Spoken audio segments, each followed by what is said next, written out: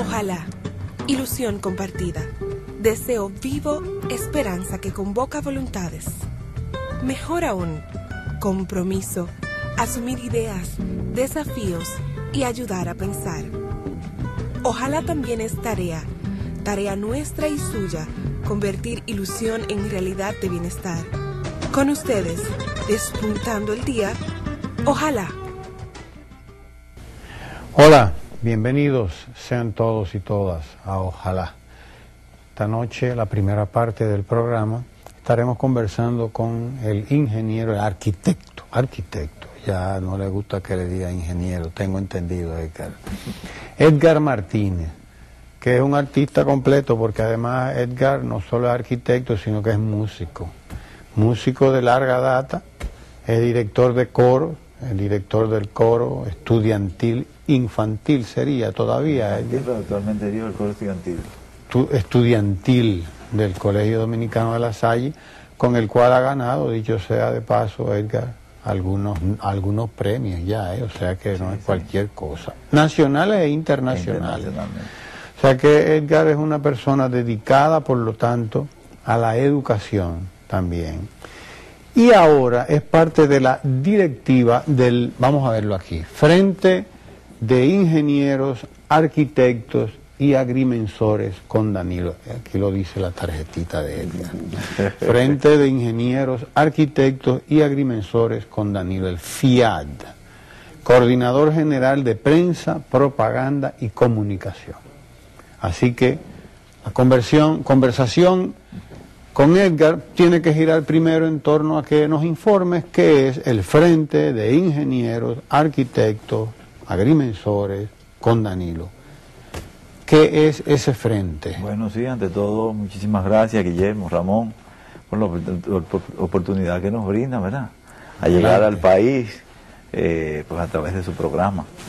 Pues bien, el FIAT, sus siglas, que quieren decir Frente, como bien tú lo dices, Frente de Ingenieros, Arquitectos y Agrimensores, representa no solo, como lo especifica su nombre, los profesionales del sector de la construcción, entiéndase la ingeniería y ramas afines, con la arquitectura incluida, sino todos los activos que directa o indirectamente son parte del sector construcción y del sector agropecuario, entre otros, o sea, las ramas afines igual. Entonces, o sea que es amplio, involucra todos esos, digamos, activos directos, pero el frente también, nosotros tenemos un padrón de los miembros directos que accionan en el sector, y obviamente tenemos un padrón alternativo que involucra ya todos los relacionados, familiares y demás de todos esos miembros. Estamos hablando de cuántas personas, así grosso modo, que empadronadas, porque tú me estás hablando de palabras ya efectivamente, gruesas, ¿no? De que están empadronadas. Sí, a nivel nacional nosotros estamos por debajo, claro, de nuestros objetivos, pero estamos casi en 20.000. De hecho, te digo, tenemos una estructura a nivel nacional muy sólida, que solamente la dirección nacional anda por los 850, porque la estructura nuestra, unificada a nivel nacional, entiéndase, primaria, anda por alrededor de 42 miembros, lo que es la estructura dirigencial. Nosotros nos hemos dado un esquema de dirección, digamos, horizontal, ese esquema de nominación presidencial, que no lo utilizamos sino de coordinación. Coordinadores, tenemos el coordinador general, que es el ingeniero químico Adolfo Cedeño, miembro del Comité Central del PLD, y además expresidente del CODIA, Colegio Dominicano de Ingenieros, Arquitectos y Agrimensores, y entonces a partir de ahí pues coordinaciones por áreas, por especialidades, por áreas técnicas, de forma tal que todo el que sea parte del frente pues tenga una responsabilidad puntual y una importancia desde el punto de vista de la integración y la participación. ¿Ustedes están presentes entonces en toda la geografía nacional? Sí, a nivel nacional. Actualmente nos quedan de las 31 provincias más lo que es el Distrito Nacional, entiéndase 32, ¿verdad? Dos que son Independencia y Bauruco. Ya en Independencia hicimos el contacto, el enlace, para precisamente comenzar a motorizar la estructura a lo interno de la provincia. Originalmente, o sea, el punto que comienza a motorizar normalmente es a través de los profesionales. Y acuérdate que desde ahí, pues entonces hay un vínculo con los ferreteros, los tiendas de suplidores, con los trabajadores de la construcción. Sí, es una red realmente impresionante, claro. Entonces hay provincias como estos que son de las más apartadas, y entonces que tienen pocos profesionales, ¿entiendes? Entonces, buscando ya las opciones a través o sea, los vínculos a través de los cuales comenzamos entonces a formar toda la estructura. Es importante destacar que nosotros que pertenecemos, estamos apoyando la candidatura del licenciado Danilo Medina, todo su proyecto presidencial, por todas las condiciones positivas que conocemos y como la sociedad conoce, por los aportes que entendemos que le hará a la sociedad dominicana, no solo en este momento, sino para las generaciones futuras. Dentro de su programa de gobierno, lo que va planteando, con mucha coherencia y mucha solidez, de manera muy puntual en cada sector. Y obviamente estamos apoyando la propuesta presidencial del licenciado Danilo Medina.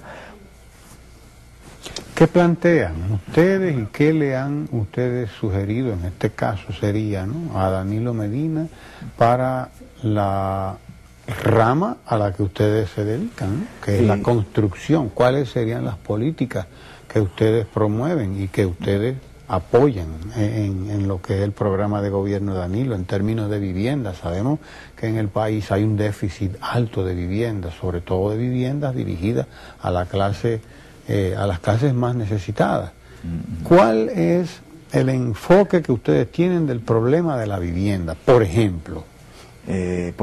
Sí, porque ante todo te voy a decir, nosotros tenemos, digamos, dos ejes transversales, que son dos etapas fundamentalmente, lo que es toda la etapa electoral, la consecución del voto, precisamente para hacer posible la victoria del licenciado Danilo Medina, y una segunda etapa que son los aportes, y claro, paralela a esta también, los aportes desde las áreas de nuestras competencias, desde el punto de vista técnico, profesional. Y la pregunta que tú nos haces se marca dentro del ámbito del segundo, digamos, eje transversal, porque no es solo el área de vivienda, sino todas las áreas, hidráulica, puentes, edificaciones, agropecuaria, vivienda, etcétera, todo lo que tiene que ver con nuestro sector, que además parte de nuestra estructura dirige sectores importantes en las comisiones especializadas, precisamente para las propuestas. En el caso específico de la vivienda, que nosotros estamos trabajando y fuimos parte de la representación como un aporte a su proyecto en el primer foro que organizó Hábitat para la Humanidad, ahora recientemente, 2021 o 21-22 de julio, fuimos parte representando lo que es el proyecto con algunas propuestas, una ponencia y algunas propuestas.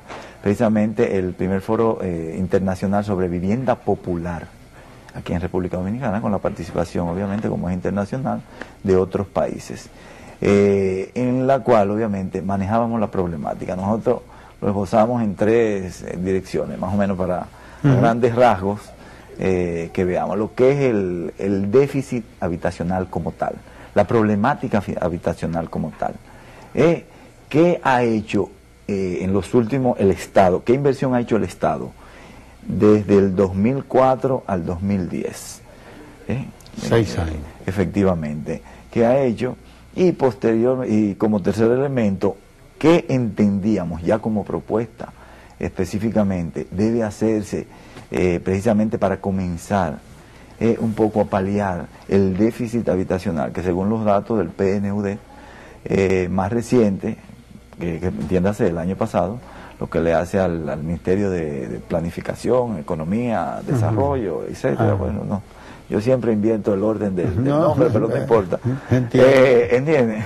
Que anda alrededor de 1.900.000 unidades eso está dividido en lo que representa el déficit cuantitativo, que son las unidades habitacionales que se requieren, nuevas, y el déficit cualitativo, eso alrededor de un 41%, representa el déficit cuantitativo, entiéndase 446.000 unidades. Y el déficit cualitativo, lo que tiene que ver con la calidad de las viviendas ya construidas, entiéndase el deterioro de las viviendas, que normalmente por una serie de factores no pueden pues precisamente hacerle mejora y atacar ese deterioro.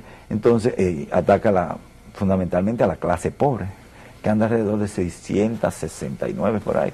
Un 59% aproximadamente representa de lo que es ese déficit. Si tú te fijas que las unidades nuevas son menos a las unidades que hay que reparar, con las que hay que contribuir, una y otra hay que abordarla. Un elemento importante, claro, este es un tema amplísimo que involucra una serie de detalles. Un elemento importante, decía, y significativo, hacia dónde tú debes comenzar a dirigir una política para paliar un poco el déficit. Eso tú lo vas a decir en el próximo segmento, porque nos dicen aquí que tenemos que hacer una pausa. ¿Cómo no? Y esta gente son intransigentes. No, claro. Quédese ahí que seguimos conversando con el arquitecto Edgar Martínez. Debemos recordar que estamos en compañía de Edgar Martínez, quien es el coordinador general del Frente de Ingenieros, Arquitectos y Agrimensores con Danilo. Coordinador es importante hacer la aclaración, propaganda, de prensa, propaganda y comunicación. El coordinador en particular de esta área de prensa y demás. Edgar, resulta interesante obviamente saber por qué se decide caerle atrás a un candidato, en este caso al mejor de los candidatos. Pero a mí me llena de mucha curiosidad saber cómo tantos ingenieros, y por qué tantos ingenieros, arquitectos y gente así con ese perfil profesional, gremialista, asume a Danilo, porque yo supongo que no es a cambio de nada, por así decirlo. Es decir, ¿hasta dónde el compromiso de Danilo con el sector profesional y hasta dónde el compromiso de ustedes con una gestión posible de Danilo? Sí, fíjate, el sector construcción tiene sus problemáticas muy específicas. En la generación, obviamente, de proyectos. Nosotros, digámoslo así, somos emprendedores. El sector construcción, los profesionales del sector construcción en su gran mayoría son emprendedores, por lo menos a partir de un punto de su vida. ¿Entiendes? O sea, que nos independizamos de lo que es un trabajo, ¿verdad? Una condición laboral atada a una empresa. O sea, salimos con nuestras propias empresas. Entonces necesitamos, por un lado, un mercado estable, pero regulado, con un nivel de orden, ¿entiendes? Y entendemos que nosotros como técnicos en el área podemos hacer los aportes. Pero además, el desarrollo del país en gran medida se sustenta en el desarrollo de las infraestructuras. De la infraestructura. Eso es una realidad. Ustedes, su trabajo es de infraestructura, fundamentalmente. Fundamentalmente. Entonces, te voy a decir, en ese sentido, conocemos las especificaciones de del vínculo laboral de los contratistas con el Estado, que tradicionalmente ha estado matizado con una serie de elementos particulares que, bueno, ha creado una situación a nivel nacional con la parte laboral, y ahí viene lo que es nosotros como frente, un frente de clases, más que un movimiento de apoyo. ¿Entiendes? Un frente de clases, entonces, que trasciende más allá del proceso electoral. Entonces, claro, nosotros viendo toda esa situación y escuchando y analizando todo lo que es la propuesta del candidato, el licenciado Danilo Medina, donde te plantea la democratización de las obras del Estado. Todos queremos participar en el Estado, dentro de los niveles de competencia, claro, y cumpliendo, porque a todos, Oye, ojalá yo pagarle al Estado 30, 40, 50 millones de dólares en impuestos, porque eso quiere decir que yo estoy generando. Claro. ¿Entiendes? Entonces, por decir una cifra. Entonces, el elemento de democratización de las obras del Estado, que le lleguen a los profesionales, que es la garantía en la seguridad de las obras. Pero además hay otro elemento que es fundamental y ha sido un atractivo del discurso del candidato para, digamos, todas las provincias del país. Normalmente los proyectos en las provincias del país, del Estado, se hacen con profesionales que no son de la provincia. Entonces, la inversión que se hace, el beneficio se lo llevan los que no son de la provincia. Y los profesionales de la provincia, hay muchos que están en condiciones, es difícil económicamente hablando. Entonces no hay un desarrollo. Acuérdate que si tú tienes un profesional que se desarrolla económicamente, tiene un líder que se va desarrollando. Porque la construcción genera empleo en todas las direcciones. Entonces favorece un número importante de las familias. Entonces, en la medida que tú construyes en una provincia determinada, pero que construye con los recursos humanos de esa zona, pues está desarrollando efectiva e integralmente a la provincia. Entonces, dos elementos altamente atractivos para el sector, sobre todo al interior del país, entiéndase nuestros profesionales y los obreros mismos, son, te reitero, la democratización de las obras del Estado, entiéndase la participación de todo el mundo, cumpliendo con lo que establece la ley 340 y las normativas y demás. Y el otro elemento, que se hagan entonces con los representantes de la zona. Te estoy escuchando. Estamos escuchando a Edgar Martínez, coordinador general del área de prensa, propaganda, de comunicaciones del Frente de Ingenieros, Arquitectos y Agrimensores con Danilo. Y soy agrónomo, agrimensor, arquitecto o ingeniero de cualquier área, y de repente me siento identificado con el llamado. ¿Cuál es la posibilidad? ¿Cómo han abordado ustedes el tema de la integración de la gente que tiene razones para estar con ustedes? No solo por Danilo, sino porque tienen un interés de tipo gremialista o profesional. X. Claro, importante pregunta. Fíjate, hay una dirección nacional. Entonces nosotros, y es parte de nuestro discurso, nosotros vamos a estructurar una provincia determinada, o sea, buscar adeptos, involucrar, a motivar. Y precisamente nosotros como frente lo que pretendemos es ser garante por el vínculo y el apoyo que podamos ofrecer, por lo menos de que en el sector, de que una serie de elementos se puedan manejar y comenzar a construir, digamos, una política nueva en esa dirección. ¿Entiendes? Apegada a lo que hay y normativas nuevas. Entonces, necesariamente el liderazgo local en cada punto del país tiene que desarrollarse. Entonces, fíjate, yo te decía ahorita, tenemos una estructura horizontal donde nosotros con digámoslo así, un vínculo relativamente, digamos, con relación a las provincias, directo con el candidato, un vínculo directo. Entonces, desde aquí, porque la gente de la provincia entiende que el que está en la capital es el que tiene el vínculo, que es el jefe, o sea, ese esquema de cacicajo y todo eso. Pero nosotros, ¿qué es lo que promovemos? El desarrollo del liderazgo en cada provincia, donde hay un partido, unas estructuras partidarias. Además, nosotros pertenecemos como frente al sector externo, pero hay unas estructuras partidarias que normalmente tienen, digamos, un beneficio directo en la participación en las gestiones de gobierno. Entonces se queda afuera mucha gente, o porque no es del partido, porque no son de las estructuras medias o altas del partido. Entonces, yo estoy fuera, y entonces viene la queja, no la participación, se empobrece la gente y todos los problemas que eso genera. Entonces, desarrollamos el liderazgo. Ustedes son el liderazgo local. Es responsabilidad de ustedes que lo que promueve el candidato, más lo que le podemos aportar, que se haga un binomio y podamos comenzar a construir todo un proceso diferente, ¿tú entiendes?, de accionar en nuestro sector. Y ahí lo que tenga que ver con la provincia de San Cristóbal, hay condicionantes que necesariamente hay que tomar en cuenta en el sector externo al frente de ingenieros, arquitectos y agrimensores, Fiat.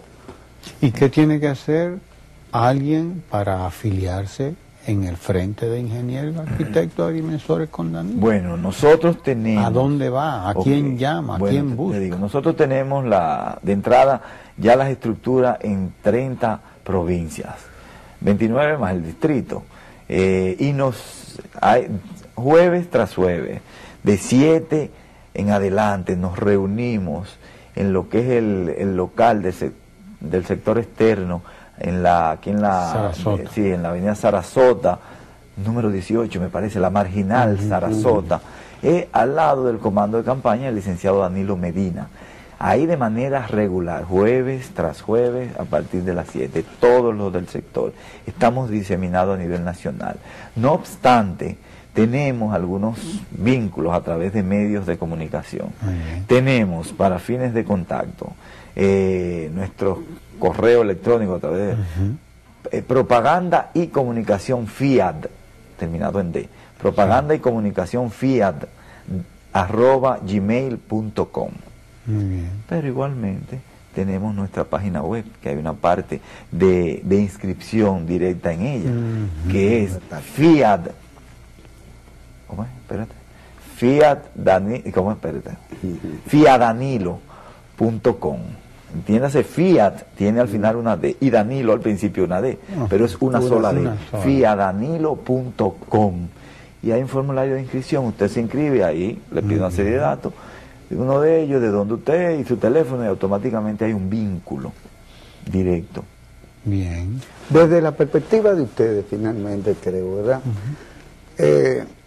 ¿Cuál es el impacto previsible de las grandes obras que ya están en culminación en la propia gestión del presidente Fernández? Oh, claro, a la economía, fundamentalmente, que ha habido una confianza en la inversión, precisamente por la estabilidad macroeconómica. Se ha hablado en todos estos años, o siempre se habla de estabilidad macroeconómica. Mucha gente, y lo que quieren hacerle oposición a las políticas del gobierno, que no entiende qué número de video, pero es la garantía de que precisamente toda la red, toda la articulación económica y financiera en un país funcione. ¿Entiendes? En las inversiones y demás. Entonces el impacto primario y fundamental es en la economía. ¿Por qué? Porque el sector construcción, entiéndase, todos esos megaproyectos y demás, generan empleo a todos los niveles, desde la señora que se pone en la obra a cocinar, hasta el profesional último, los suplidores, el que pinta, o sea, todo el mundo. Bien. Edgar, se nos agotó la parte que tenemos asignada para el Frente de Ingenieros, Arquitectos y Agrimensores con Danilo Medina. Pero bueno, esto es un comienzo. Ustedes tienen una serie de actividades que a nosotros nos gustaría que en otro momento pues tú vengas y nos pongas al día en cuanto a todo eso que ustedes están haciendo. Claro. Gracias por estar aquí con nosotros, Edgar. Y bueno, se abrió el canal. Así que gracias a ustedes. Ya tú sabes. Puedo hacer una exhortación de unos segundos. Adelante. Bueno, es un llamado a la sociedad dominicana para garantizar precisamente los niveles de estabilidad, precisamente al apoyo al licenciado Danilo Medina, porque tiene un proyecto determinado y firme por su posición, coherente como pocos. Entonces, a seguirlo, apoyarlo para garantizar que el país, siga transitando el camino del progreso. Muy bien. Quédese ahí porque ahora conversaremos con Otoniel Bonilla. Así que vamos a hablar de música, aunque Edgar es músico también, pero otro día hablaremos de música, Edgar. Pues vamos a hablar con Otoniel, que nos ha jondeado una pregunta que usted verá, eso se requiere un programa entero, porque ojalá. Hablaremos de eso, Otoniel, porque hoy lo que queremos hablar con Otoniel Bonilla, que está aquí, es de música, es de sus proyectos. Usted ha oído el tema musical de Ojalá. Pues el tema musical de Ojalá es un disco del álbum de Palo 3. Y la batería que suena ahí la toca Otoniel Bonilla, para que usted lo sepa. Así que estamos hablando, y vamos a hablar, mejor dicho, con uno de los jóvenes músicos del país, talentoso además, y de los que está haciendo un aporte, porque ahora está trabajando con folclore. Ahora está trabajando con folclore y bueno, infórmanos de eso, Otoniel, porque eso es lo primero que tenemos que saber, qué está haciendo Otoniel Bonilla con el folclore dominicano en materia de percusión, porque Otoniel es percusionista. Exactamente. Bueno, primero, gracias por tenerme al programa, y segundo, Otoniel Nicolás. Nicolás. Sí, el Bonilla es el abogado, Sí. tiene razón. En la confusión. No, mi trabajo es ese. Yo comienzo como percusionista desde niño. Yo soy hijo de músico también, del profesor Joan Nicolás, bajista. Ajá. Él es profesor de bajo en el Conservatorio Nacional de Música. Entonces ya nací en una casa de músicos, familia música, crecí en eso. Pero me incliné hacia la percusión por la influencia de que mi papá siempre estaba todos los días grabando, y todas las sesiones de grabación que se hicieron en los 80 eran él en el bajo, Cataré en la percusión, Ramón Orlando. Entonces como que de estar todos los días ahí en ese ambiente, de lo que más me influenció fue de la percusión por el mismo Cataré. Entonces con él mismo, siendo niño, comencé a interesarme y a ponerle la mano a los instrumentos. Tú eres un alumno de Cataré, entonces. Uh-huh.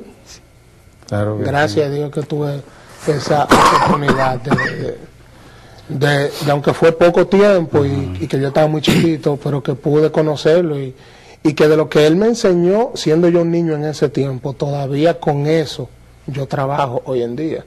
Y todavía de eso tengo muchas cosas con lo que he podido ayudar a otros y con lo que puedo todavía hacer muchas cosas.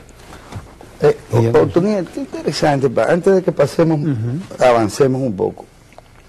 Es frecuente que un niño, cuando entra a una juguetería, y hablo de niños de púbers y demás, infantes, y tiende o al tambor, y no precisamente al de hojalata, aunque de hojalata también, o a la batería. Es un instrumento de percusión, pero de extraordinaria llamativo para los niños. A pesar de ello, ofrece, digamos, dos dificultades importantes.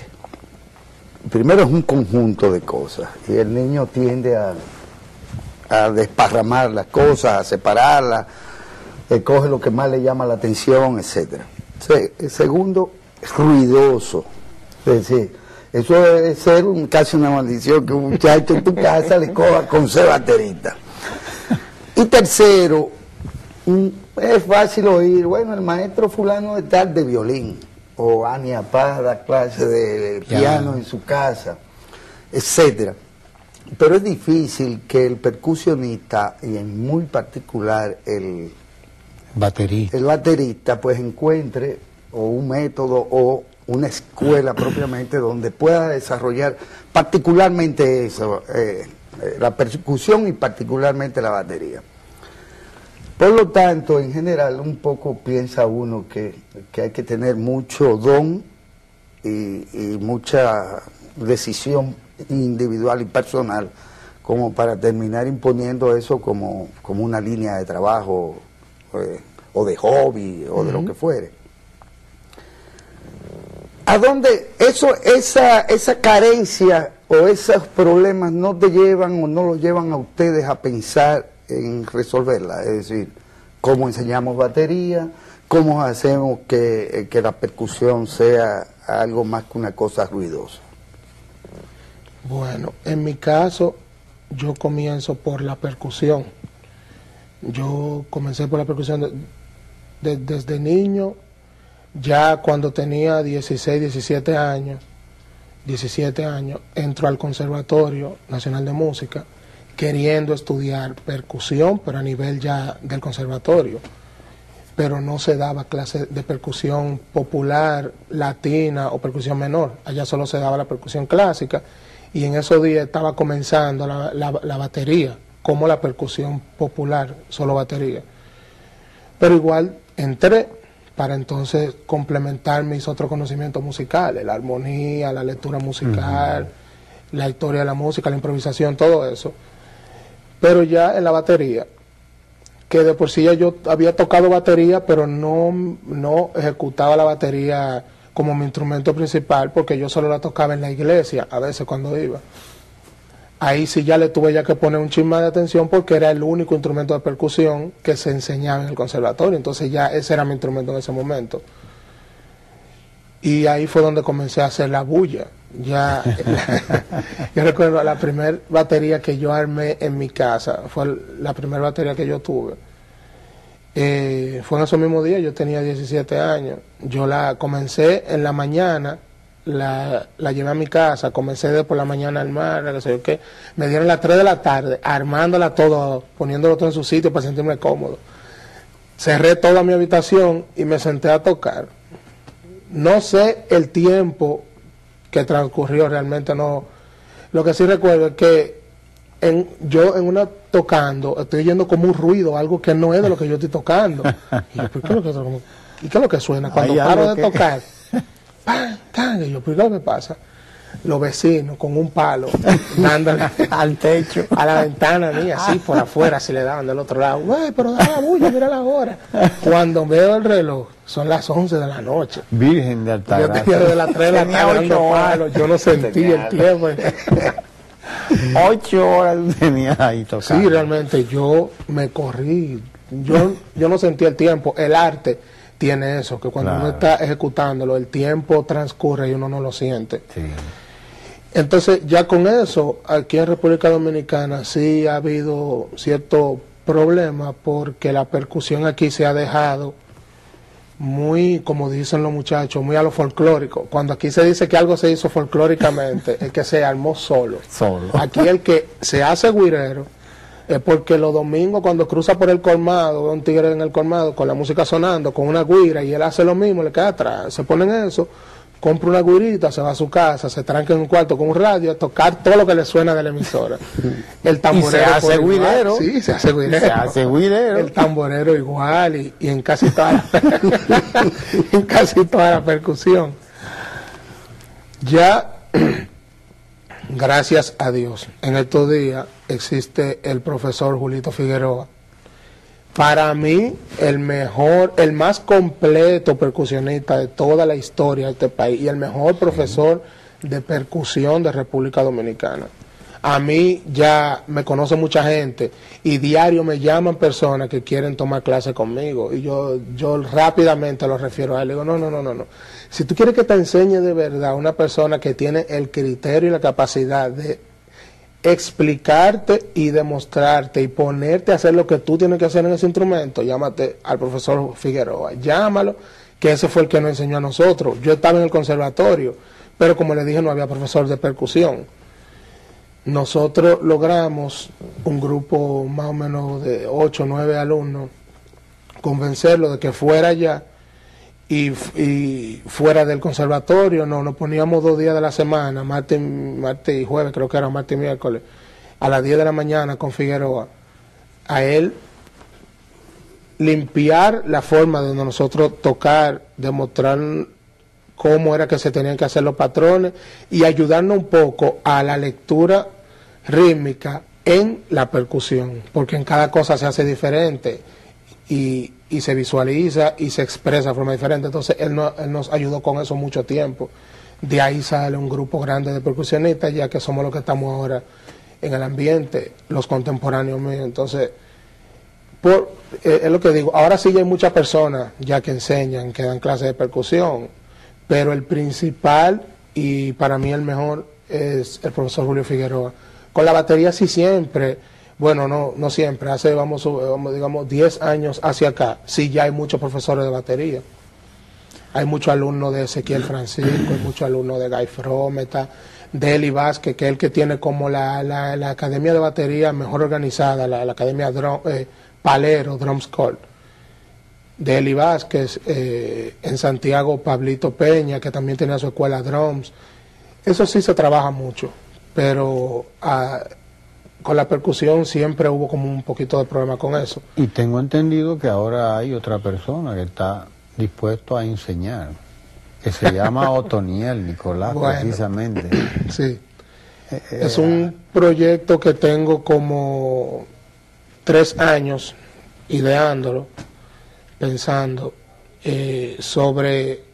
Se da la situación de que yo termino ahora mismo, me ven como uno de los bateristas más solicitados, que más trabajo tiene como baterista aquí en República Dominicana. Surge por la necesidad, la carencia de bateristas que conozcan la música dominicana. En la batería es un instrumento foráneo, un instrumento netamente rockero, o su origen es rockero. Entonces, comienzo por, qué sé yo, principio, bueno, el mismo profesor Josué Santana, profesor que fue profesor de percusión clásica en el conservatorio, que falleció hace poco, un día estábamos tocando una presentación de la agrupación Drum Mayor del profesor Eddie Sánchez de folclore, que luego entró como profesor de percusión folclórica al conservatorio. Y estábamos haciendo, yo recuerdo que estábamos tocando una zarandunga de Bani. Y en uno de los ensayos yo me senté en la batería y traté de hacer un patrón para hacerlo con eso. Y el profesor se paró detrás de mí y me dijo, mira, lo que tú tienes que hacer con eso es que tú tienes que llevarte lo que haga la güira, tú lo haces en el hi-hat, lo que hace el tambor mayor, tú lo haces en el bombo, y con el redoblante, utilizando el palito, el side stick y la base del redoblante, entonces tú haces los tambores del centro. Más o menos suena así, y él como que trató de hacerlo. De ahí comenzó en mí el interés a pasar todos esos patrones a la batería para acompañarlo. Esa era la zarandunga. Sí, eso fue una bomba capitana de la zarandunga. De ahí comienza todo. Entonces, al yo ponerme en eso ya, a todos esos conocimientos que estamos adquiriendo de la música folclórica dominicana raíz, a través del mismo profesor Eddie Sánchez, de Luis Díaz, yo tocaba en esos días era con Eddie Sánchez, toqué con Luis Díaz, percusión, toqué con Irka un tiempo también, y con Duluc. Esos fueron los primeros con los que tocábamos, que era percusión solo. Entonces yo comienzo a pasar los patrones. Yo escuchaba muchas producciones del mismo Luis Díaz y de Xiomara, donde sí tenían batería, pero en el caso de Luis, la fusión de él, del folclore, fue más hacia el rock. Entonces la batería sí rockeaba mucho, claro, y hacía mucho acento, pero era más rock, la percusión era lo que le daba el sentido. Con Xiomara sí ya se trabajó un poco la batería, ya llevándola un poco a los patrones, pero igual Xiomara era un poco más world music, la batería se abría más al jazz o al funk, buscando siempre fusiones. Entonces yo comienzo a hacerlo. Ya en el 2005, Xiomara tenía como 4 años inactiva porque no tenía banda, y por medio de uno de los músicos que ella tuvo, ella le dice que ella quiere rearmar la banda, que quiere músicos, y le hablan de nosotros, le dicen que en el conservatorio hay un grupo de muchachos que está experimentando con música así, que podemos hacer el trabajo. Ahí es donde nos llevan a hablar con Xiomara, a Yacer y a mí, que ya éramos compañeros del conservatorio. Claro. Nos llevan a hablar con Xiomara, que ella quiere armar la banda, qué sé yo qué, que fue aperísimo el proyecto de Xiomara montarlo, porque no es un proyecto convencional, ni la forma en la que se ensayó tampoco. Normalmente a uno le entregan la música, uno lo escucha en su casa, si hay papeles se lo dan y uno va a un estudio de ensayo. Con Xiomara nosotros nos fuimos a la finca de ella, al Campeche, y duramos un tiempo allá metidos tocando, tú sabes, la finca, qué sé yo qué, la naturaleza, claro. Fue totalmente diferente. Entonces ahí comienza ya realmente, ahí ya yo comienzo a ya poner en práctica todo lo que yo venía ya más o menos creando y transcribiendo y pasando patrones hacia la batería. Con ella yo comienzo a hacerlo. En esos mismos días, el proyecto por el que nos llevaron allá es porque Yacer y yo estábamos comenzando en esos días, en el 2005 o 2004, a bregar lo que hoy en día es Palo 3, que primero fue un grupo que nos juntábamos solo a hacer llameo, luego tomábamos estándares de jazz y lo tocábamos y comenzamos a hacer fusiones, que en principio era 2 guitarras y batería, eran Yacer, Lenín y yo en la batería. Batería percusión, porque yo utilizaba como algo mezclado. Lo hacemos así, vamos con Xiomara, desarrollamos, o sea, que nos ponemos en eso. Entonces ya, al ver esa banda y al ver la música que nosotros podíamos hacer en esa onda, pues entonces todo el que hacía esa onda comenzó a solicitar y a llamarnos. Entonces, coincidencialmente, en todas las agrupaciones caíamos Yacer y yo.